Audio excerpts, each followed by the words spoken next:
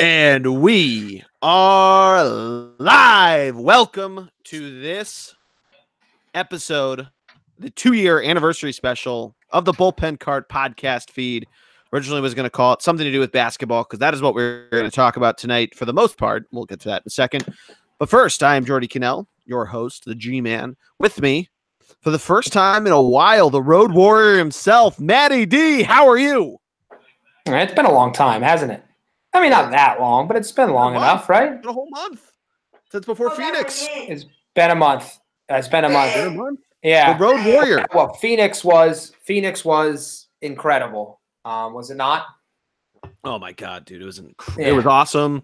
Great weather. Yeah. I mean, even being 60 degrees overcast, where I still had to wear a golf quarter zip, but I could wear shorts. Just incredible. Just awesome to wear. Aside from the nearly getting trampled, which you all are familiar with from the episode we did a few weeks back, but yeah, it was an awesome experience at the Waste Management Open. I did not get to go to Top Golf with you guys, but still a lot of fun. It's all right. Hung out, smoked some cigars, celebrated our boy. It was a good time. Good time. It was great. Birthday party. That's right. Birthday party. Yes. By the way, if you hear me yell at any point during this podcast, my better half is watching the Flyers game. Yeah. Yes. So just, I just wanted to let everybody know, don't be concerned. I believe that they just score. They did. Travis Sanheim just scored 2-1 Flyers. There's been 5 goals scored in this period, but the game is only 2-1. Yeah, 2 goals have been called. 2 of them have been overturned. Right, which is wild. Wild. Yep. Pretty wild. Very exciting. Yeah, recording this around 8 o'clock on Thursday, February 28th. And Matt, I know I said we're gonna talk basketball, but we'd be kicking ourselves if we did not start this show and talk about the big news of the day. The Philadelphia Phillies go ahead. Have signed Bryce Harper to a 13-year, $330 million contract. And I'm pumped. I am equally as excited. I mean, a couple things. Hell of a deal, like you mentioned, till his 38th year, but very smart because it's not an escalating deal. So it basically is going to stay at its same level pretty much throughout. There's no opt-out clause. In fact, it's about a $22 million cap hit at the end, which makes a lot of sense because it allows you, like, $22 million 10 years from now, it's gonna be more like $15 or $12 million. So exciting for a player who, by the way, is kind of coming off of a down year. So the hope is that he tries to prove himself a little bit more this year. Didn't have a great defensive year. Didn't have his same kind of year at the plate. But he comes into a much different ballpark that he's had a lot of success in, surrounded by some real talent. When you suddenly start looking at this lineup, my friend. Oh, yeah. It's incredible, the starting 9 that they're going to be putting out there. Gene Segura, Andrew McCutchen, Bryce Harper, Rhys Hoskins, JT Realmuto, probably Odubel Herrera, then Franco, and then Cesar Hernandez, probably 1 through 8 in that lineup. Pretty good back You could move. Right there. Yeah, and you could move. I mentioned to you offline, you can move Cesar to the 9 spot and have a second leadoff man, so Bryce is potentially bases loaded when he comes back around. And you can mix it around a number of different ways. Ken Rosenthal had Cesar leading off and Segura batting 2. Somebody had Franco batting 2, which was, I forget who did that. And they're not too confident on that one, I'm sure. But yeah, I'm super pumped for it. He has awesome numbers at Citizens Bank Park, the 3rd highest home run total. Outside, actually the 2nd highest, excuse me. I was looking at RBIs outside of Nationals Park, his former home stadium. 14 homers in 50 games played there, and in 179 at bats. And he's a lifetime 268 hitter at Citizens Bank, which is better, as you mentioned, than his 247 batting average in 2018. Strikes out a decent amount there, which I think says more about the Phillies pitching than Bryce Harper's batting. Right, because he's actually not a particularly bad strikeout guy. Like, he doesn't strike out a ton. He draws a lot of walks and a lot of hits. A lot of walks and a lot of home runs. Yeah, the big thing with his walks was that he, for a long time, David Murphy had struggled with health. He he would get pitched around. So there'd be points points where his on-base percentage was like 800 for the week, where he only registered like 5 actual at bats on like 20 plate appearances. So that's as you mentioned, he's being injected into a lineup that has Rhys Hoskins, who I don't know why NBC Sports just had a montage of his home runs from 2018 on last night, but I loved it. I watched all of it. I stared at the TV. He's got Real Muto, who could bat 5th. He could bat 2nd, right behind Segura or Hernandez. I mean, the way that Gabe Kapler can plug and play this lineup is incredible, and I am really excited for it. I've seen a lot of different criticisms of the deal, of either the length and the fact that he has a lower AAV than a lot of players. I mean, come on, he's getting the money he wanted. He wanted $300 million. He turned it down. That was the big thing, is that because the National Senate gave him 300 over 10 years versus the Phillies of 330 over 13. I mean, he's still getting more money. He's locked into such a long deal. And I think that's all he really wants. And you mentioned escalation, and it's worth noting because certain deals, especially Aaron Nola's is this way too. A lot of guys tried to front load a lot of how they were going to get paid out. So it's interesting that Bryce is distributing it over the course of his deal, which tells me a lot, because, not that anybody wants to go to any sort of labor dispute and potential lockout or strike, but, that is potentially looming around the corner. And we're going to talk about that once we really dive into our, spring training podcast. But, I'm super pumped for it. And I cannot wait a month from today, Phillies opening day at Citizens Bank Park, and it's going to be electric. Mm-hmm. No, completely agree there. What I would say too is this: it's going to get the city excited about another team, because really right now, I mean, we're still dealing with stuff involving the Sixers, obviously, and the Flyers, who need this win tonight. So it's going to be exciting, man. It's going to be exciting, but we are here to talk basketball. Oh yeah, some hoops. Yes, and we're going to start. We're going to start over in the in college basketball, which I feel like maybe people haven't been talking enough about this year. Would you agree with that? Yeah, I agree. I mean, I thought about this a little bit earlier in February of how the last couple of years, really since I started working, I have paid a little less attention to basketball or to college basketball, or throughout the season. I usually tune in February, and really once the Super Bowl comes and goes, and really get into it then. So I feel like I know enough to try to win my bracket pools and all that. And I feel like this year is probably the epitome of that, and I'm not sure why that is. When you have guys like a Zion Williamson, who I know hasn't played in over a week now, but you have him throughout the season. He's been all over SportsCenter. You have that whole Duke team. You have a ton of different dudes who are going to be impact players immediately when they get drafted. And, I don't know if it's because nobody's been able to hold on to the number 1 seed or the number 1 ranking. And it's just gotten to a point where there's not the arch nemesis of the nation. I know you might debate Duke still is that, even though they're not number 1 anymore. And because they have the top 3 recruits on their team.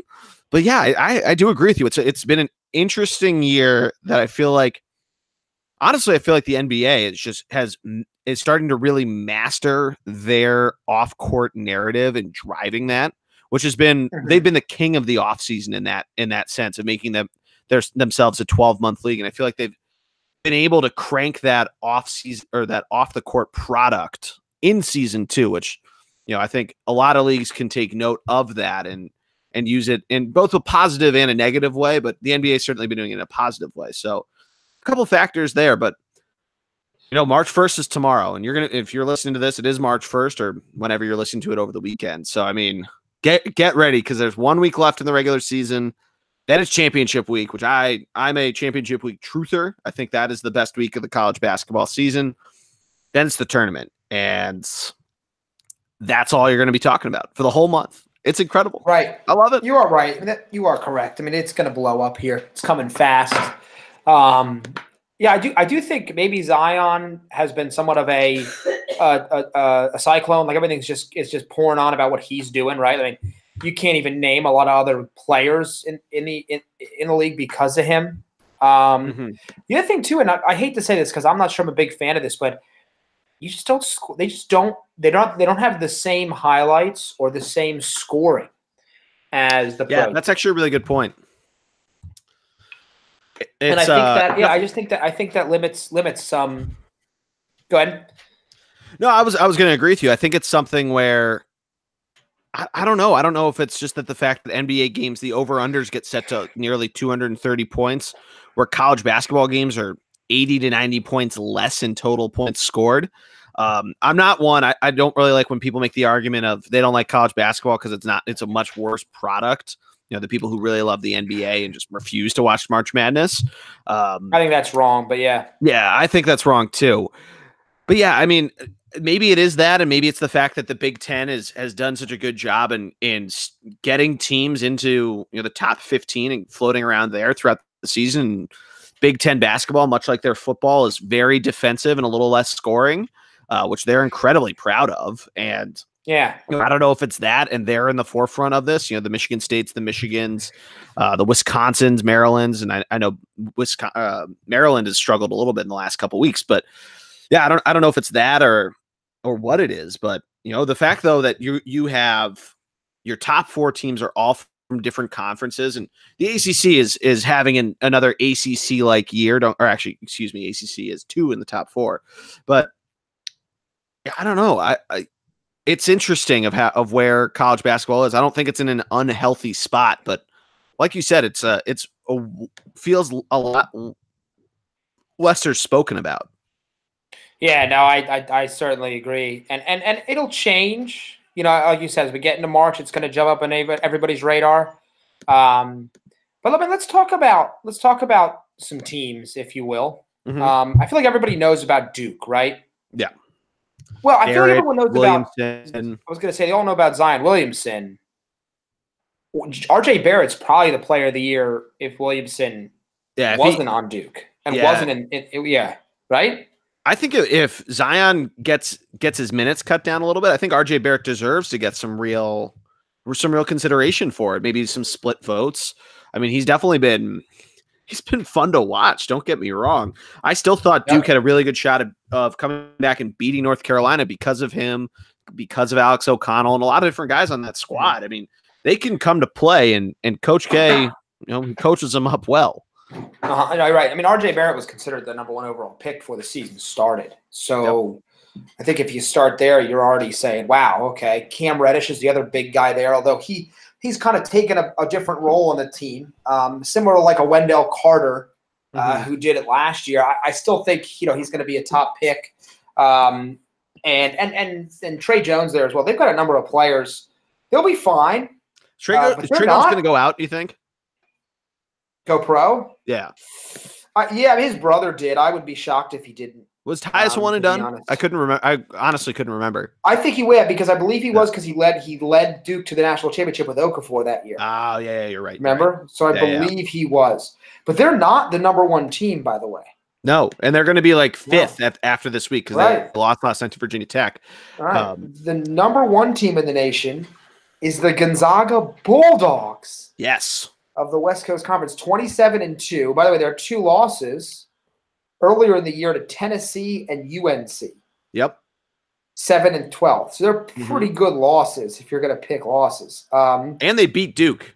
They did beat Duke. I was about to say they've got a couple other wins. They beat Texas A&M, who's not having a great year, but they're a big name program. Arizona, Creighton, Washington. It looks like they might make the tournament. Good for Gonzaga, though, right? Yeah. Oh, yeah. They're always a team who pops up as like a 2 seed, becomes that hot pick to maybe go make a Final Four run, and up until 4 years ago they never had, or it was 3 years ago they finally made it, right? Yeah, 3. I think you're right. Yep. Yeah. 4 years ago they got close, and I think they lost. I think they lost to that Duke team with Okafor and Tyus Jones. Yeah. They've got a number of players too. They're not. This is not like a 1-man show. Like think of like Jay. Who am I thinking of? Morant out of Murray State. Right, the guy is going to average 20 and 10 or whatever. Yeah. I know who you're. I need to pull his name up, but I know who you're talking about. They've got guys all over the place. Yeah. This is a deep Gonzaga team. As we've they've been deep for years. It's not a new thing. Yeah. But yeah, no, I'm pretty This is yeah. I mean, they get the credit. Mark Few's a great coach. I just leave it at that. He's a great coach. Oh yeah, yeah. And what's nice, and I guess nice, quote unquote, is that St. Mary's, who had been so good for the last few years, is having a bit of a down year, and Gonzaga's just having their way with the conference right now. And sure. I think that's that game Saturday, by the way, for them against St. Mary's. St. Mary's has won 4 in a row against Gonzaga. Yeah. No, St. Mary's lost in their most recent meeting, 94-46, a couple weeks back. This was at Gonzaga. Wow. So have they lost 4? Have they lost the last 4 at St. Mary's? I thought St. Mary's had won 4 in a row. Maybe I'm wrong. Maybe my math's wrong. Maybe it's 4 in a row leading into the last meeting. Yeah. Maybe that's what it is. Yep. Yeah. Okay. But yeah, no, but to that point, St. Mary's had been the reason why Gonzaga had the thorn in their side a little bit. Not to say that they couldn't pull it off now or in the West Coast Conference tournament, which would be, an ultimate bubble burster, because this is that kind of year. This is what Gonzaga had for so long with this conference when they'd get upset in like the semifinals or something of that tournament, and have to take away an at-large bid from either a mid-major that's on the bubble and in the same scenario like Nevada last year, or a mid-tiered power conference player of a Clemson, and that type of territory where you're around 500 floating around there. But yeah, I mean, on Gonzaga though, you're hit the nail right on the head. Excuse me. I mean, they had in their most recent game, they had 2 guys post up double doubles with over 20 points. Zach Norwell Jr. and Rui Hakamura. Am I pronouncing that right? I think you are. Rui Hakamura. Rui? Yeah. RUI. I apologize for mispronouncing if I am. But yeah, I mean, man, they put up 90 points a game. I mean, this team can ball. Yep. They got 4 players in double figures as well, right? So you mentioned Norval Clark and Perkins. Perkins is kind of their facilitator too, just a tick under 7 assists a game. So they're going to hit you. They've got enough guys to just keep it constantly moving. Yeah, this is just another great Gonzaga team, if you will. Yeah, they're definitely impressed. And this is a team that normally has guys who end up being a little older, right? Because they're not a big one-and-done school. No, they're not. So you don't always see like a really young group there. So Perkins is a senior. Let's see. Hachimura is a junior. So he's been waiting and waiting for his time. Norvell's a sophomore. He was a pretty good year last year as a freshman. Wow. And then Clark is a junior. So it's an aged roster. So it's not a ton of people who haven't played together. It's not a Duke issue where they're all young. It's one of the reasons why they can really rock and roll. So, yeah. Yeah, for sure. And let me ask you this. I mean, they just reclaimed number 1 this past week, right? And is that because, I mean, they had been number 1 before they lost to Duke, right? And they slowly but surely, that was back in December, or no, they beat Duke when they lost to UNC. Yeah. I believe that was in December. And was their slow but sure rise, was it more due to the fact they lost 2 in a row? Or was it just the fact that they play in a West Coast conference where they can blow out their opponents by, 30, 40, sometimes 50 points and just basically, biding your time while the big players have to stack losses like Duke now has, Tennessee did. Is that the reason? I think it's a little bit of the college football effect, right? You lose early, you make your way back up. You lose late, you're out. Yeah. But it's like take the Cavaliers. They're 25-2, playing a far superior conference, and they have 2 losses on the season, both to Duke. Yep. So you could make the argument that they should be number 1, but their losses have come more recent. It's more in the mind of a voter. So I think that's part of the reason why they put Gonzaga up there as number 1, simply because the Cavaliers, the Virginia Cavaliers have lost just more recently.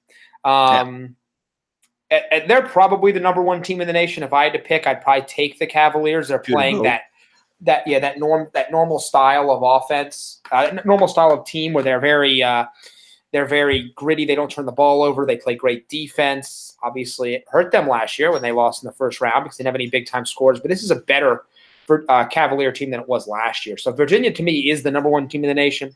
But the Bulldogs are close. I mean, they're still a really good team. But I think Virginia's done enough to prove to me that they are number 1. I know the 2 losses, but we'll see. And DeAndre Hunter for them, they're balanced, but DeAndre Hunter for them is to me their best player. But don't forget about Ty Jerome, a older guard now, just averaging over just 13 points a game, assist leader. They're really good. They're a really good, deep, defensive-minded basketball team. They're going to be a tough out come tournament time. And you got to watch out too got to watch out for my man Grant Kersey. Have you heard of this guy, Matt? I have not. Shooting 100%. There you go. 100% on the season. He's 3 for 3. 14 minutes total on the season. 2 for 2 from deep. Just had to point him out because ESPN pointed him as their top shooter because he has 100% field goal percentage. I like that. Man's making the most of his. Making the most of it. Yeah. Yeah. There you go. Oof.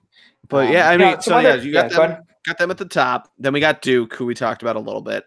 Then you got Kentucky, who another team that had a slow but sure rise into the top 5. I mean, they were out of the top 10, a month ago? And now they're number 4 in the nation. Yeah. Yeah, they're really starting to play together. It's been a while. Team that wasn't supposed to be good, right? Right. And not as good. Yeah, not as good. It wasn't a Kentucky good season. Right. And they're heading to Tennessee on Saturday. That'll be a huge game there for them. PJ Washington, Tyler Harrow. They've got this is a typical Calipari team, a ton of young guys. Not maybe as heralded as normal, but a number of very good players. And this team, they're going to be dangerous because they've got a ton of athleticism. They fly around. Typical Kentucky team, just without that normal star power name that you're used to. Yeah. If they hadn't lost to LSU in that wacky ending, do you think they'd be number 1, number 2? Maybe number 2. I don't think they've done enough to me to be number 1. That's my opinion. I just don't think so. They unfortunately, you're matching up against the top teams. They've got a loss to Seton Hall. They lost to Alabama. Mm-hmm. Those aren't great losses. And they're not bad losses, but they're not great losses. No. But they go Tennessee, and then they're almost done. So, I'd expect them to be 26-5, maybe. Tennessee, Ole Miss, who's a tough place to play, and Florida. So maybe they go 2-1 year. Stretch. They could slip up. Yeah. No. Exactly. Yeah. Maybe they finish off post SEC tournament like 28-5, 28-6. I could see that. Yeah, I could see that. The SEC's, yeah. Well, Tennessee's going to be long. I'd be shocked if they beat Tennessee twice, to be honest. It's at home for Tennessee. I would be a little shocked. Mm-hmm. Let's talk about Tennessee. Yeah. Admiral Schofield has the cooler name, but Grant Williams is the better player. I would agree. He is, he's really good. 19 points a game, 7 rebounds, averaging almost 4 assists, 60% of his shots. He looks like a first-round pick. He's a really good player. Top 3, I think, maybe, or top 4 in the league, if you will, in my opinion. I'm very high on him. But Schofield, too. Schofield's a gritty, very much so a college basketball player in terms of what he does. So I'm excited. It's really a good, deep Tennessee team. Good for Rick Barnes, by the way, down there after getting kind of kicked out of Texas to reestablish Tennessee as a power over the last 2 to 3 years. Yeah, he's done a really good job of that. And to your point, I mean, their only losses are at LSU, who's hanging around in there. They're now tied in the SEC league with Tennessee and Kentucky, and to Kentucky. So if they win this week, you have you mentioned college football tropes. You got the avenge the loss, late win. Mm-hmm. You could see these guys vault their way up because it'll be really interesting to see how the end of the ACC tournament goes because UNC's up there, because Duke's up there, because Virginia's up there, of where Tennessee's going to fall in. If they end up making some sort of run where they beat Kentucky, Then, Mississippi State at Auburn could be tough. We were talking about that a little bit off air, that the Tigers had just really gotten decimated by the SEC. But they make a little run here. I could see them making their way up to a number 1 seed. Obviously, they got to win Saturday before anything else. But I could see them. I could see them making a little bit of noise and get some hype surrounding them coming into tournament time. No, I definitely agree. I definitely agree there. Next, we want to keep moving along here, but I want to make sure we touch on the Battle of the Big Ten, which I think is the deepest conference in basketball. The top 2 teams are pretty obvious. It's Michigan State and Michigan, kind of in that order. Michigan lost to Michigan State. Michigan State with Cassius Winston has battled through a ton of injuries. Some very good players. Nick Ward, Josh Langford's out. So, man, they look great. They look positioned to win the Big Ten. Michigan has to beat them next time they play. Wolverines are a really good basketball team. I think Charles Matthew, the Kentucky transfer, has been injured. I think that's hurt them a little bit. They need to shoot a little bit better. But they 3 of the finals. They play Nebraska tonight. They're whooping them early. And they go at Maryland, and then they go at Michigan State. They pretty much need to win out if they want a chance at the title. But still position themselves as a 2 seed probably at this point, along with Michigan State. Great unexpected season for the Wolverines. Oh, yeah. I mean, they rebound from losing how many guys to the draft last year on that finals appearance? 3 or 4, maybe. Yeah, three. A good amount, right? And I mean, they're back in the top 10, and if you don't lose to Michigan State, you're probably hanging around close to a top 5 appearance. I know they were 7th. Definitely top 5. Definitely. I know they were 7th when they lost, but there's no reason to think that they don't jump up a little higher. North Carolina moved up 3 spots. MSU did move into 6th, so maybe Michigan grabs number 5 then. It's not out of the realm of possibility. But yeah, I mean, the Big Ten's gonna be a lot of fun to watch too. I know the top heavy you can't just put in the chalk, especially for the conference tournaments where things get wild, especially on the 2nd and 3rd days where you've just been playing over and over. You get a team almost like Alabama last year in the SEC tournament that makes a little bit of a run. They want to pad up their resume for that little, being one of the last 4 to get a bye, one of the last 4 to get in. But I'm really excited to see how the Big Ten pans out. I mentioned Maryland. I mentioned Wisconsin. I know they're a little bit further down in the rankings, but they could make some noise, especially Wisconsin, who that's another team that you didn't think was going to have this, incredible run of a season, but they're 19-8. They're number 19 in the country. And, watch out. They could be like a 5-6 seed, maybe a little bit higher. I'm looking at Joe Lunardi right now, and he's got them. I'm not actually going to probably find them because it's a lot of names, but he's got them as a 4 seed. Yeah. So, that's a team, they right now he's got them in the Gonzaga West bracket. I mean, look out. They could make some noise there.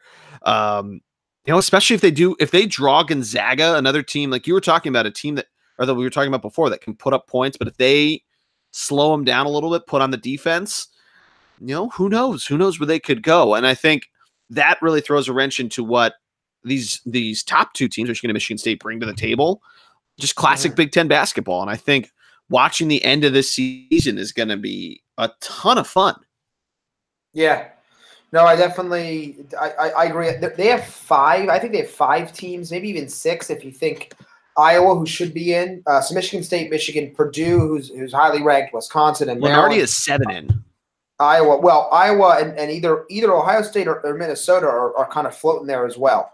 So they need to keep rocking and rolling. But Minnesota losing to Rutgers doesn't help. No, it doesn't. Yeah, they could easily. You're right, though. They could easily have 7, even 8 if they both finish the season strong. Yes. So I certainly agree there. Yeah, great. Keeping in the Big Ten, just because you mentioned Iowa. Good. What do you think of the whole Iowa coach suspension situation? I think sometimes it has to be done. And fill in the listeners who aren't familiar with the story of what happened. Well, by the way, it took me wild story.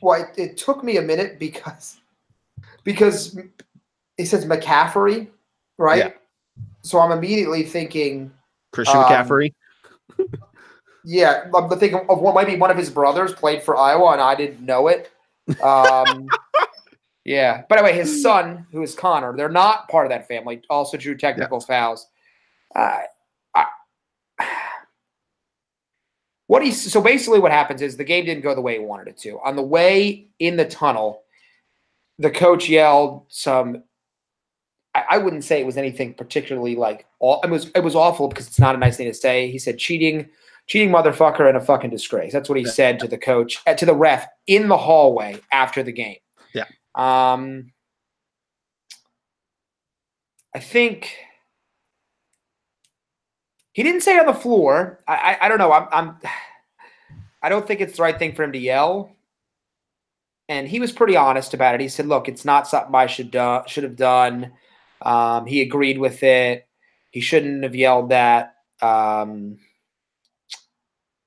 guess it's tough, but I think they did the right thing to suspend him. Just you got to rein him in every once in a while. Yeah. But it is a big 2-game stretch. They're in that. We think they're going to be in the tournament, but they're only a 7 seed. You lose, you lose those 2 games. You come into the big tournament, the Big Ten tournament at 21-8, and you're probably they're 7th in the Big Ten, or they're 6th, so they probably drop down to 8th. You have to play Michigan or Michigan State in the second round, or really, I guess, the actual first round after a play-in game. It's not really a good spot. You don't get an opportunity to really pad up your stats. And they didn't play Michigan State very tough either. And they lost to Minnesota by 5 points. They just lost to Ohio State by 20 points. I mean, it's not a good look. No, right. For a team that is technically is still on the bubble, if you will. Oh, very much so, I think. Right. Now they finish off the year Rutgers at Wisconsin. And at Nebraska. I think if they beat Rutgers and Nebraska and then lose to Wisconsin, I still think they're in. But it's definitely a tough look for them. Definitely a tough look. Oh, yeah. I just want to get your opinion on that. Let's do the last big conference. And then we'll do a quick roundup to wrap it up. So 2 more topics. Big 12. Let's break it down for them, because that's another one we got to at least give the people a little bit of a dossier on. Yeah. Well, first and foremost, it's not Kansas anymore. I mean, they're there. Don't get me wrong, but man, it's the Texas Red Raiders who deserve some more credit. They have been excellent. Tech, you mean? Texas Tech. I'm sorry, Texas Tech. Sorry, Red Raiders. They have been excellent over the last 4 to 5 years. I mean, they have been awesome. And they're still loaded. They still have. They've got length. They're not like a great shooting team, but they do enough. They're safely in the tournament. So is Kansas, by the way. Kansas is safely in. And the Kansas State Wildcats have had a really great year as well. The other team that always seems to be good, and we always talk about Iowa State in football making an upset, Iowa State's 20-8. Yeah, they solid, look to be safely in, right? 5 seed. Yeah, I think so. they're solid. I would agree with that. Because it's a good. The nice thing about the Big 12 is that it's such a good. It's nice and top heavy, and the nice thing about that for college basketball, comparatively to college football, is that having a 10-5 record like Kansas has, like Baylor has, or 9-6 in your conference, like Iowa State has, is that it does make your 20-8 record look way better than a team from the Pac-12 who is not having a great year. Or 10, the 20-10 is usually that you're going to be safely an at-large team if you're from a Power 5 conference. Same thing with the Big East. The Big East isn't having a great year, So I think they're safely in. I think they're definitely getting 5 in. I know Lenardi's projecting them to bring in 8. He has the Texases of the world, your TCUs, your Oklahomas. He has sneaking in there. Yeah, so I mean, I don't know if I necessarily agree with that, because Texas is right now 15-13. So he has them as one of the last 4 in, but I think we have to see how the last week of the season goes before the Big 12 tournament. And if that goes Texas's way, TCU's way, that really helps with their cases, obviously. I mean, TCU gets up to 20 wins. I think because of how good their conference has been, you safely put them in the tournament. Yeah, no, I agree. I agree. Texas and TCU are battling. Maybe for at-larges. Oh, yeah. Maybe. I think, and even Oklahoma's in the conversation. Yeah. Right? You think so? I think they're in the conversation. I would say they're in the conversation more than Texas is. Texas right now, Lenardi's projecting to be a 7 seed. Baylor, who's, like we just mentioned, has a better record in conference, is only an 8 seed. I believe he has Oklahoma in, and I'm trying to find them on here. Yeah, he has them as a 10 seed, so not even and not even as one of the last 4 buys in. Right. That's huge. No Big 12 team, and I think, like we were just talking about, is in the last 4 in or the last 4 buys, and then he doesn't even have any Big 12 teams in the first 4 or next 4 out.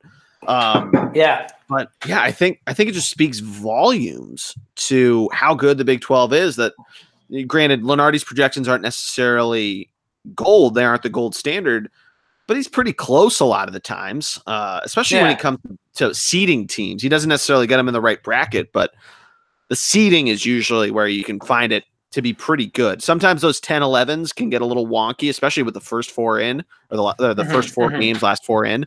Right. But yeah, I mean, Big 12 good is the point of the story. And Matt, did you know this?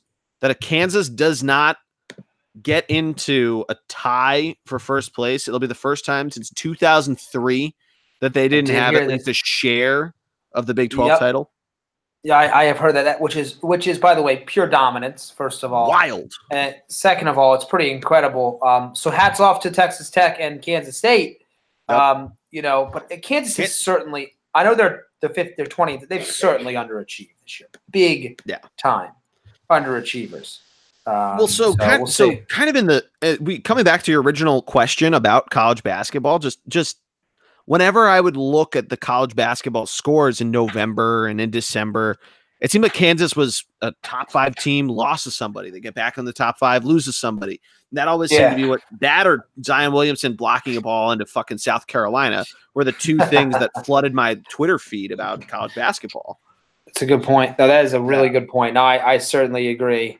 They don't really have a lot of bad losses. I mean, they lost to Texas, but they're on the bubble. They just lost. They did lose to West Virginia. West Virginia was their really bad loss. Yeah, West Virginia was their really bad loss. But I'll be there though. That's true. No, you're right. But yeah, not a good season from them. Right. I wanted to quickly touch on the Big East race. Oh yeah, that's a good point. Well, the unranked Villanova Wildcats, defending national champions, just took down the number 10th ranked Marquette Golden Eagles, which, by the way, if you haven't caught a Golden Eagle game, you need to. You need to watch Marcus Howard, who was incredible, who probably should get a little more love for the Wooden Award, one of the best scorers in college basketball. Marquette's probably still going to win the Big East, and both those teams are probably are going to get in the tournament at this point.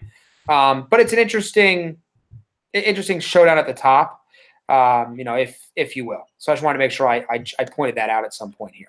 No, I love that, man. I love it. And anything else? I want to make one last point, but do you have any other points on college basketball? Any other teams you want to touch on? Yeah, the Pac-12 is garbage. Yeah, really bad year for them. For those that don't know, it's Washington. At this point. Yeah, Washington. Lenardi has Arizona State sneaking in there in the last 4 in. But I don't know, man. I mean, they're 10-5 in a conference that features an 0-15 Cal and 4-10 Washington State. I mean, ew. I think if you want a better mid-major tournament, in other words, more mid-major teams getting into the NCAA, you kick out Arizona State, I think. But then you have your mid-majors that are hanging around there. I think I pity for the conference. But go ahead, go. Point. Go. No. What I wanted to say to wrap things up quick is our Mountain Hawks. As you hear, there's a penalty shot in the Flyers game. Sorry, there's a penalty shot in the Flyers game. The regular season finale. The regular season finale, as you hear girlfriend Melanie describing the penalty shot. I think it should be a shot. Is this weekend at Loyola. And Matt, they're in a 3-way tie for first place. Lehigh could have on Sunday, the day they were retiring CJ's number, could have had sole possession of first place, but dropped a game to Holy Cross. The fighting Bill Simmonses, who also have beaten Bucknell this year. So the Patriot League, top to bottom, has been pretty wide open. And you know, if Lehigh pulls it out, I don't think they get the #1 seed. I think they'd get, by way of the weird tiebreakers, I think they'd probably get #2. They've beaten Colgate, and they've lost both of their games to Bucknell, which is the big one. I think Bucknell ultimately would get the top one. No, they lost both to Colgate. So, yeah, Lehigh would be sitting in third, provided that Colgate and Bucknell both win. So, yeah, sweeps again by those two opponents don't help them, but 3 seed, not necessarily the worst thing in the world. Just taking a look at, at all of this. It's, and I know most of you out there don't care about Patriot League basketball, especially because, it always seems to be Bucknell who pops up into the tournament. And one year it was Holy Cross. One year it was Lafayette. Lehigh has not been there in 7 years since they beat Duke. But had to give you an update about our boys, Matty D. I totally respect that. I'm so in. Best record, only 9 losses. Yeah, 19-9. And you got to give him credit. Brett Reed gives them a tough schedule. He likes to give the boys a home game. He schedules quality opponents, so they take a road trip out to certain teams. This year they went out. Yep, this year they went out to Kansas State. They went out to Miami. They played West Virginia at West Virginia and only lost by 10 points on the day before New Year's Eve. So, not terrible. Not terrible. They have to play a lot of Ivy League and a lot of other mid-major teams or low-tier mid-major, but that's a lot of Patriot League ties because of that. But last fun fact I want to give you before I have a little rant. This senior class that's graduating from Lehigh did not lose to Lafayette once in the regular season. 8-0. Right? I love fantastic. That. But the thing I wanted to rant about a little bit, because nobody bets on Patriot League basketball, Matt, I had a big whoopsie. Did not pay attention to when Lehigh goes on the road. They're underdogs to terrible teams. It happened last night. They're an underdog to American, who's in 4th place. Granted, they're 8-9 in the conference, 8-8 going into it. But Lehigh was an underdog. Degenerate me should have put some money on Lehigh. Would have made a little bit. Happened when they went to BU a couple weeks ago.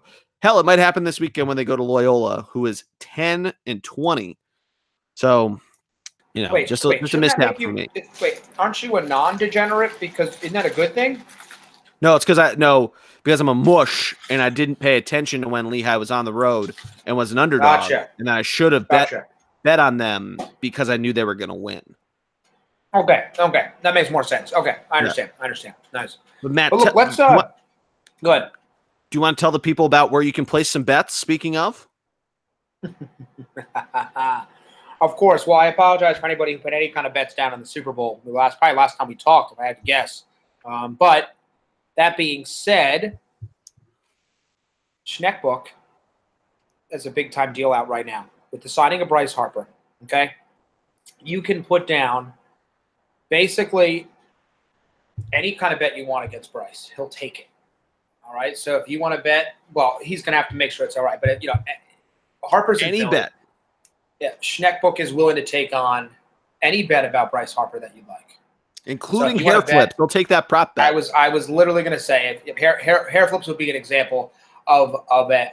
Let's do prop bets for Bryce Harper, if you will. So Schneckbook would be the place to go for that.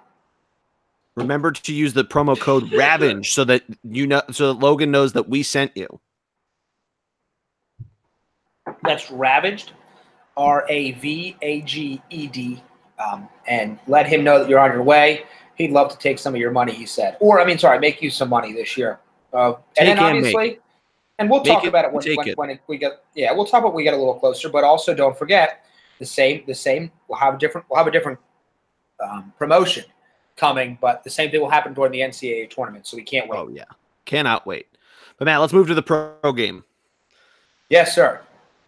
It is becoming a very interesting run in the final 20 games of the playoffs. Well, let's do this. I'm going to give everyone a quick snapshot of where the standings stand tonight. Please. Okay? Yep. We're going to start in the lesser conference, if you will. All right, the Eastern Conference. The front runners all year have been the Milwaukee Bucks. They remain at the front. 47-14, 2.5 game lead over the Toronto Raptors, who the two of them have really separated themselves. And the expectation is that those will be your 1 and 2 seeds. It's going to take a miracle, I think, for anybody to catch them. Maybe the most resilient team in all of the NBA this year. The Indiana Pacers are still holding strong at number 3. Yes. No Victor Oladipo at 40-22. Yes. They're a half a game up on our 76ers and 3 full games up roughly on the Celtics, who are sitting at 5. Those are your 1 through 5s. That we would expect that to be pretty locked in. The expectation, by the way, is that the Pacers would fall. Oh yeah, and they've held up. They're 7-3 in their last 10 games. Yeah, and let me tell you something. Being that 3rd seed is a huge deal, because if you are the Sixers and you are at 4 or 5, you're probably playing the Celtics, right? Not probably, almost definitely playing the Celtics, because that means you didn't pass the Pacers. Now, I still think the Pacers are going to crumble. I do. You need that 3rd seed so you can play the Nets or the Pistons or the Hornets, or the Magic or the Heat. It's so bundled up there. Yep. That 3rd seed is super important because the Celtics are also they're capable of upsetting. Well, I'm trying to think of where they would fall. Well, the Celtics got the 4. Say Indiana does falter and they go down to 5. Celtics get the 4. Celtics would play the Bucks in the second round. That does not reseed like the NHL used to.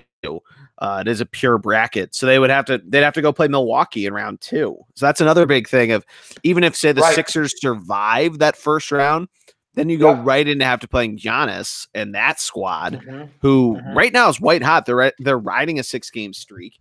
Yeah, and I mean, and not only that, but I think the other thing here too is let's say the Pacers fall. They fall to 5 or below. Okay. And then the top 4 seeds win the first round, right? Now we're playing the Raptors. Hypothetically, we beat the Raptors. If the Celtics upset the Bucks, which with the talent they have is definitely within that realm of possibility, we would play the Celtics at home. Yes. I'm not saying you want to look ahead that much, but you do. You really want to be that 3rd seed, in my opinion. Oh yeah. Yep. Yeah. I mean, and then there's some interesting teams below that line. I think the Nets are somewhat of a dangerous team to play. Maybe I'm wrong, but I don't know. Third and Girl is also pretty fearful of playing the Nets in a 7-game series, just because the guard play that they have is dangerous enough that they can really attack you. They can pound it in. D'Angelo Russell's having a really nice year. A lot of those guys, man. I mean, they're having their way with certain teams. I mean, they've had the Sixers number for one. The Sixers are, I think, 0-3 against them this year. Oh no, they're 1-2. They're 1-2. That was one of Jimmy Butler's. That was one of the Jimmy Butler buzzer beaters. Oh, right, he made that buzzer beater right early when he gave it. Right, but they're 1-2, and they did not play well at the Barclays Center. So, yeah, I mean, say that is the 3-6 matchup. Again, it's nice to have that extra game at home if you need it, and in the back of your pocket. I mean, who knows? I mean, Dinwiddie, Russell, LeVert. I mean, they can attack you. I don't think Jared Allen or Joe Harris is really going to put up that much of a fight offensively against a guy like Embiid, but who knows of what could happen in that game. I mean, Allen has some talent. I mean, he does. Yeah. I'm not. That's what I mean. Is I'm not trying to put him down too much. He's 11-8 averaging this season, or close to 11-9. And by the way, you also, if you're a Sixer, you don't want the Celtics to have a big showing, and here's why: the Nets, to have a big showing. They should be, and they are a dark horse for a free agent such as Kyrie Irving. Yes, they have a good playoffs. You're adding another star to the mix. Kyrie leaving the Celtics doesn't hurt them that much. Kyrie leaving the Celtics for a Western Conference team, which probably won't happen, is scary. But Kyrie Irving leaving them for the Nets, who are already loaded, that definitely scares me enough. I think the Nets are absolutely they shouldn't be this, but they're an underdog, a dark horse, for all those guys out there. No, I'm with you. Makes me a little nervous. Oh yeah, no, it's definitely that's a really good point actually. because the Knicks are talked about so much for they could get Kyrie and KD, all this. But the Nets, I think it's a more desirable move. I think, they have solid guards. I mean, Kyrie would take one of their jobs. Don't get me wrong, but but you don't have to play for James Dolan. You don't have to. The only thing is you play in the Barclays Center versus the Garden, which take that for what you want. Yeah, that's a really good point, though. I didn't even think about that. Yeah, I don't know. The Pistons don't scare me. The Hornets scare me, and they're precariously in the AC, a half game up over the Magic. Yep. It's very bundled, six through 10. I think the Wizards at this point are pretty much knocked out. As great as Bradley Beal has been, the Hornets are another team that you need to pay attention to because of the Kemba Walker factor. Yep. To me, he's the only guy that scares me, but he'll win you 2 games, and then you have a couple bad shooting nights. Next thing you know, you're in a lot of trouble against them. I mean, that's what happened to the Sixers against the Heat last year. Right. Was that the Sixers had bad shooting nights, and Dwayne Wade took over in that one game. They ended up winning. But even in the first half of Game 5, where the Sixers were down, remember, they ended up blowing them out. Or it was Game 4. It was Game 4. But still, it looked like Miami was going to try to tie this thing up, and the Sixers just cranked it up in the second half of that Game 4. Yeah, this is that same kind of a team that can do that. They got guys like Frank Kaminsky who, they can make moves that way. I know he apparently just asked for a buyout because of his minimum role, but he can, if they use him right, he can make some moves, man. I mean, this whole team can. But it's Kemba, as you mentioned, veteran team. Yeah. You got Cody Zeller. You got Nick Batum, who silently, since coming over to Charlotte, is this his 4th year with the? Yeah, I think you're right. I think he's coming over from Portland. But yeah, I mean, he's not at 10 points a game. Wow. Thought he had more than that, but still, he's solid enough on defense that he makes a big difference. Yeah, no, definitely. And they got some young guys there like Malik Monk, but I mean, I'm not sure. I would rather play the Pistons than the Hornets. The Nets, though, I'm nervous. We're gonna have to play them. We have to play them. I think we're better. Let me ask: the 2 other teams battling are the Magic and the Heat. Gun to your head, who would you be more fearful of in a playoff series? It's a good question. I think it's the Heat because of their veteran presence. Yeah, the Magic. Just for that reason. Yeah, like the Magic don't really. The Magic, I feel like could be scarier, but guards. Exactly. Yeah, the Heat. They literally have the Heat could do the same thing they did last year in that, where it looks like they're going to make it 2-2. Yeah. If there has ever been a team in the NBA that just desperately needs a point guard and can't seem to get one, it's the Magic. They're currently starting DJ Augustine, and his backup is Jerron Grant. It's like shocking to me how terrible their roster is. Who? Orlando? Orlando, like how front court heavy their roster is. Someone needs to free Aaron Gordon. He looks like a great stretch 2 that's been stuck playing stretch 4. That's been stuck playing the 3. So that's a tough one for him. Mm-hmm. But yeah, and then everybody else is trying to tank, except for the Wizards, who are kind of stuck in NBA purgatory because of Wall's injury and general lack of cap flexibility. But yeah, the Hawks are weirdly 21-40 and 41. I mean, I guess they've had some of those random wins, but you'd think they'd be trying to really get down there. Well, they have, but the problem is that Trae Young is really heated up, looking like that mini Steph Curry they thought he'd be. They've got some pieces there. Trae Young, John Collins is down there. Oh, you're right. Yeah, we talked about Dwayne Dedmon's had a really good year for them. Mm-hmm. Kevin Huerter, their first-round shooting guard, has been in and out. So and they got Vince Carter is there. I'm surprised Vince Carter hasn't figured out a way to buy out. And maybe it's just what he wants. I know he loves to play, but man, buy out and go play for the Sixers. We'll take somebody that can do a little bit of that kind of stuff. So could you imagine that if he was a Sixer? I would love that. That'd love that. Insane, buddy. But they're tanking, but they're not trying to lose because they have young talent. So yeah. Let's jump over to the West. Yep.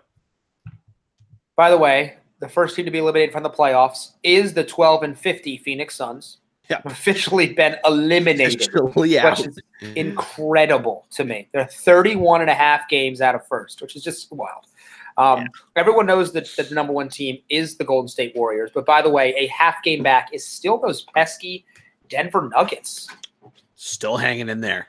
They are. And by the way, not only are they hanging in there, this team is getting healthier and better, right? Oh, yeah. Look, let's not harp on the Warriors. We know what they're about. Is Denver the best defensive team in the West? I think because of Jokic, they're not. Yeah, okay. But what I think makes them so good is how they are so deep, right? So you think of Jokic. Now everyone knows about him. He's incredible. He does everything. He's getting close to a triple-double. He affects the game. But Jamal Murray is an absolute gunner from the outside. Great three-point shooter. Yeah. Can he rip it? He can really play. You think of Gary Harris. The forgotten guy is kind of Paul Millsap. Now, I know he's on the downside of his career, but yeah, he's out there. He can play. Will Barton's out there, the good shooting guard, underrated. And by the way, they get to roll a now recovering and getting healthier Isaiah Thomas off the bench. You're right. And what a journeyman, sneaky journeyman career Will Barton's had. You mentioned him a minute ago. Yeah. Really good with Portland. Then he was on Dallas for a few years. And those Dallas teams that looked like they made a few off-season splashes and they were going to be this next dark horse West team and just never got it together. So good for him and that he's on a team that's really, really getting it going. Yeah, no, definitely. And they're battling. Look, unfortunately, I still don't think they have a chance because of how good Golden State is. But they deserve to be number 2, and they've played a really great year. And those two have really made themselves the clear 1 and 2. And then moving down, there's somewhat of a dogfight for that 3rd spot, kind of quietly. I would actually argue that both these teams have been somewhat quiet this year, and that's the Oklahoma City Thunder, currently battling our Sixers, by the way. Oh, yeah, Sixers are winning. My last update, up 10 points on them. On the road, the Sixers are. But the Portland Trailblazers, once again, are right back in the thick of it, driving towards that 3rd seed with another good, similar to last year roster that I'm impressed with. And they've got a superstar in Dame. They've still got CJ. They've got Nurkic up there. I mean, this is a good Trailblazers team. Oh, yeah. And I got to see him live this past Saturday, and it was, I mean, they knew how to take advantage of Joel Embiid not playing, but I mean, Damian Lillard gets hot. You really can't stop him. CJ, if he's got his jumper working, hard to stop him.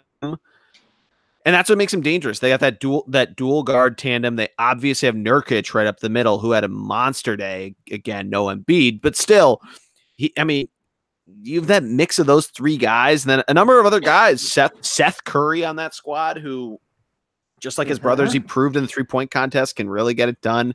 I mean, Portland, watch out. I mean, I'd hate to see them in a 4-5 matchup against Houston, who's right there. Well, you'd say you hate to, but I'd love to. It's going to be a fun series, but if you're a Portland fan, it's like the Sixers fan. You're playing the Celtics in the first round. No, it's going to be a battle.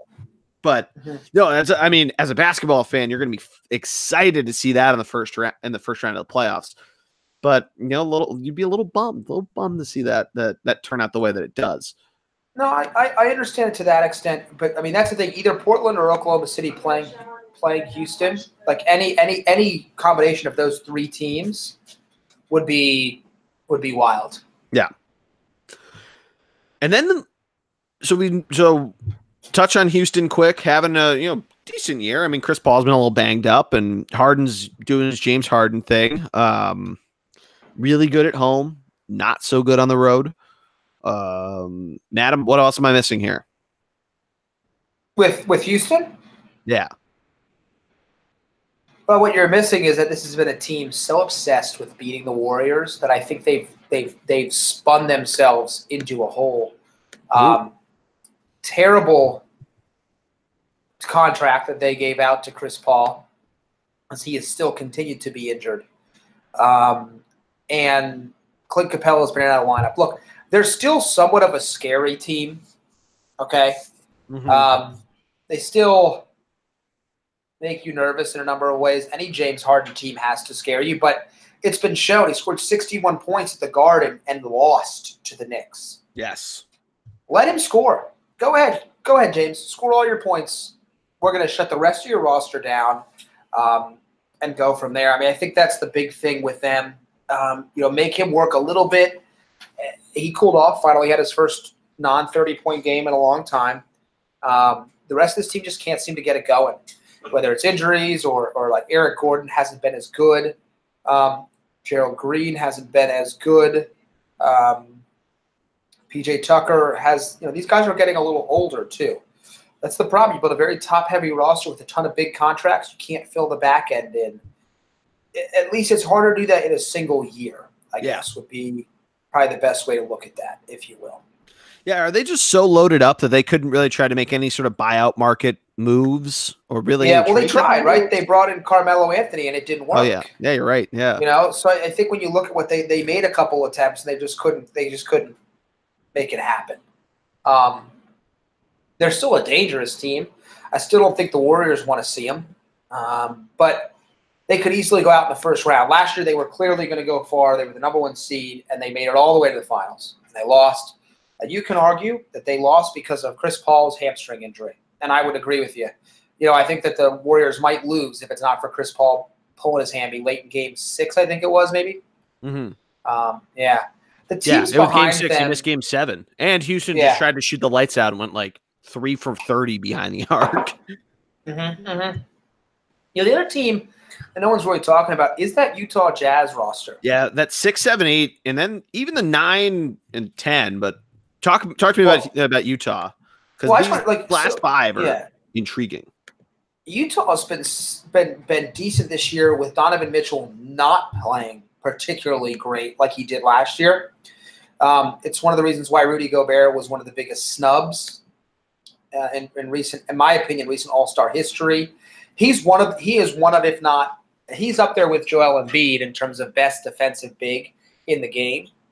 And when you have a great big, the difference between, like, Paul George is an elite defender on the perimeter.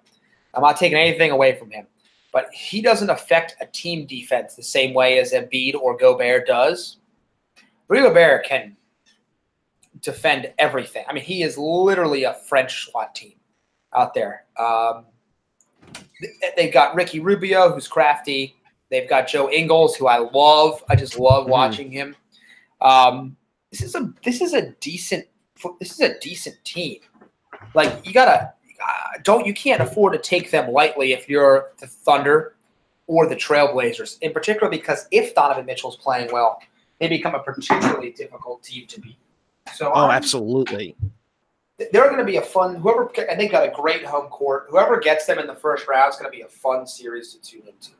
I like the current matchup that's set for that of OKC versus Utah. That would be fun. Because it'd be fun. It would be fun guards, a really fun guard matchup, and an intriguing bigs matchup of the big men. By the way, would you also feel – I would feel a little bad. Would you feel a little bad if the Nuggets had to play the Spurs in the first round? Yeah, that would just seem a little unfair. Yeah. I say that, but at the same time, and I know they're having a good season and they're right there, but I also think that they could hold their own. I know it's Pop, and I know it's Pop in the playoffs, and they're incredible at home. I mean, talk about teams that suck on the road. They're 23-7 at home, the second best record in the Western Conference at home, and they're 11-22 on the road. Doesn't travel and well. The best team at home in the West is Denver. Denver's 27-4. Is it still the Pepsi Center? I don't think so. No, they have a new sponsor, but we'll have to ask Schneckbook. Yeah, we'll have to ask Schneckbook. Get his opinion. Maybe that's where his basis of operation is, the Schneckbook Arena. There you go. Right. Yeah, so I think the Nuggets could hold. I think they could hold their own, force like a 6-7 game series. Maybe pop out coaches. I do not know their coaches' names, so I'm not going to attempt to make a distinction. But yeah, it would just stink because it could be, it could. It could be a great series, though. Matt, this feels kind of like that first year the Warriors made their run to the finals. Of that, it actually feels like we're in for a good playoff. Couple of months. Remember 4 years ago, Golden State hadn't won anything yet, and we had that unreal Clippers Spurs series in the first round. Oh yeah, mm-hmm. And that whole playoffs was insane. I mean, really, like. That's last year was okay. 2 years ago, the Western Conference playoffs sucked. They were terrible. Aside from the first round has always been solid, but then after that, it's just bull. Yeah, but I'm excited. I'm excited to see where this goes. I know we still have other teams to talk about, but here's the thing, though. The Kings and the Lakers are the two teams that are. I mean, by the way, the Timberwolves are there, but I think in terms of realistic chance, the Kings and the Lakers are battling the Clippers for that eighth seed. Nothing against the Clippers. I truly believe that the Warriors would rather see the Clippers than the Kings or the Lakers. Oh, my God. LeBron versus the Warriors in the first round. Yeah. Oof. I don't think they want any part of LeBron anywhere at any time. And I get that. He's the best player in the game. So, yeah. We'll see.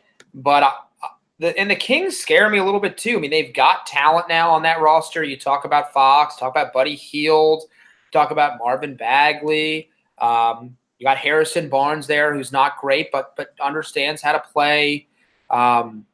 You've got Cauley Stein. There's players on that roster that I'm not sure you want to face. But I still think it's the Lakers that have to at least make the Warriors say, ooh, maybe we don't want to see LeBron in a 7-game series.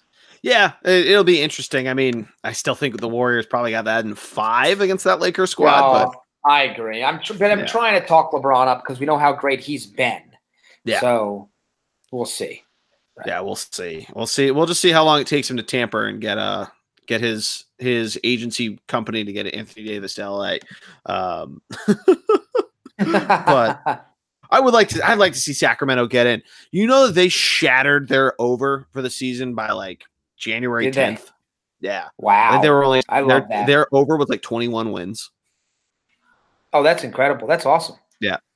Yeah. Good for them. My God. Good for them. Yeah. The only other ones there was someone else too who wasn't supposed to win a bunch of games and has won, and then everybody else who had incredibly high overs aren't going to hit it. Like the Warriors aren't, the Sixers aren't, the Celtics definitely aren't.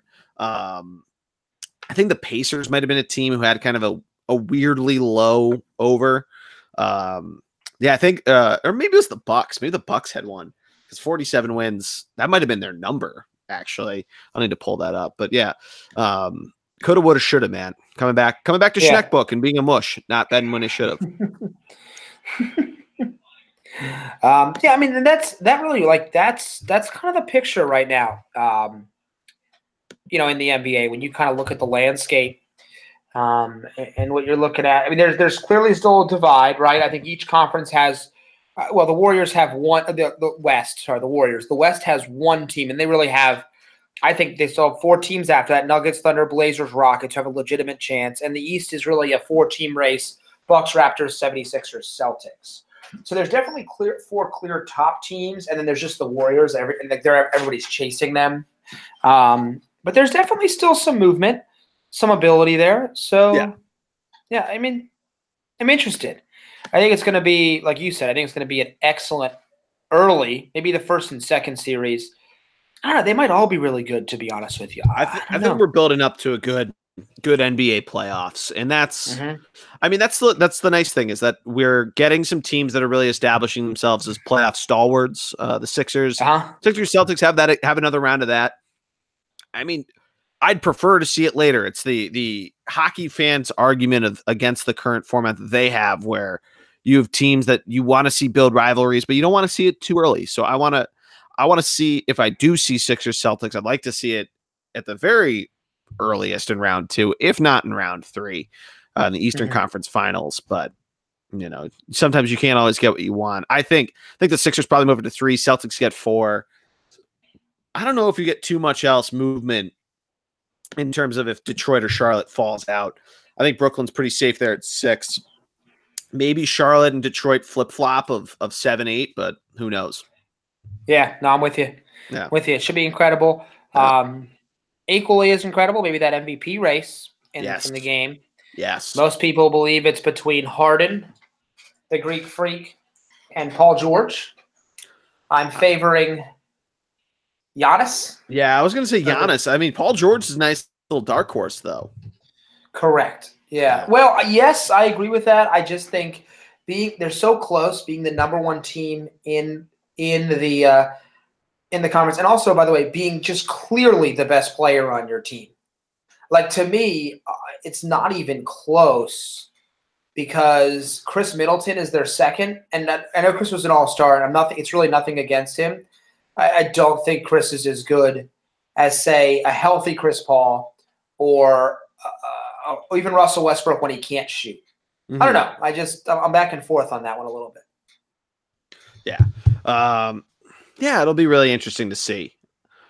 A lot of the races will be, I mean, a lot of the NBA awards will be fun to watch how it goes, but yes, I'm excited for the final stretch. For that, see where the Sixers end up, for the hockey stretch, their playoffs, even though I don't think the Flyers are going to make it in. It's going to be a fun spring. And like we mentioned, March Madness, baby. Hashtag March Madness starts tonight. I'm excited. I'm very excited about that. I can't wait to we'll come back with a preview of that for sure. Yeah, so we had a good time. We had a good time potting as soon as the selection show ended, so we might have to pencil that date in. I know you're the Road Warriors about to hit the road again, so we'll have to. I know we'll figure it out. If we can make it work, and if not, there's some other smart people out there. Oh yeah, might have to do a command center at our buddy Jared's house. There you go. If you're around, that'd be a fun one to do. I know. But anyway, anything else before we close this out? No, I mean, I think first of all, we covered a lot in college. Yeah. Oh, yeah. A good primer entering the month of March. Right. No, I think it's time to sit back and witness some great basketball coming up across the board. Yeah, we got almost at halftime of the Sixers Thunder game, which the score I got right now is 50-39 Sixers. So hopefully they hold on to that because the other night was a little more of a heart pounder than I wanted it to be, but I know it happens. I know. Well, Matt, thank you as always for hopping on and doing this. It's always a good time. Glad we could pull you off the road for just an hour or so. Never a problem. Never a problem, my friend. Well, all of you guys, make sure to follow along with us on the social medias. Twitter, we are ThunderBLG, Thunderblog Sports on Instagram and Facebook. Make sure you subscribe. We are on iTunes and Stitcher, as we always have been on Spotify now for, I think, 2 weeks. So big news there, making some moves. Yep.